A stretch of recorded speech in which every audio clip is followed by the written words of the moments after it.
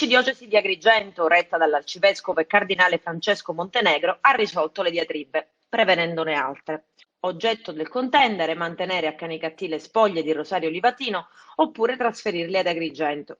La stessa arcidiocesi dichiara: le spoglie mortali del servo di Dio giudice Rosario Angelo Livatino, pur rimanendo nella piena e legittima disponibilità dell'arcidiocesi di Agrigento, rimarranno nella cappella del cimitero di Canicattì, ove attualmente sono custodite. Si è pervenuti alla decisione di non presentare alcuna istanza di estumulazione e traslazione.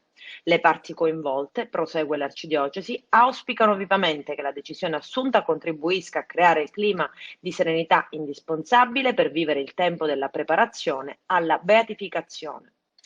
La cerimonia di beatificazione di Livatino, il giudice ragazzino ucciso nel 1990 a 37 anni dalla mafia della Stidda, si svolgerà domenica 9 maggio 2021 nella cattedrale di Agrigento.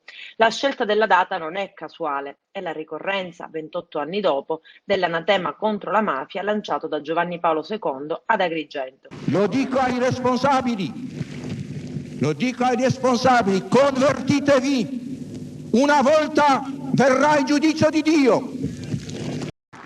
E il popolo siciliano che ama e dà la vita non può vivere sotto la pressione di una civiltà della morte. L'ipotesi di spostare la salma ad Agrigento aveva suscitato proteste a Canicattì, con il Consiglio Comunale in testa che all'unanimità nei giorni scorsi aveva ribadito la volontà di non trasferire le spoglie del Beato.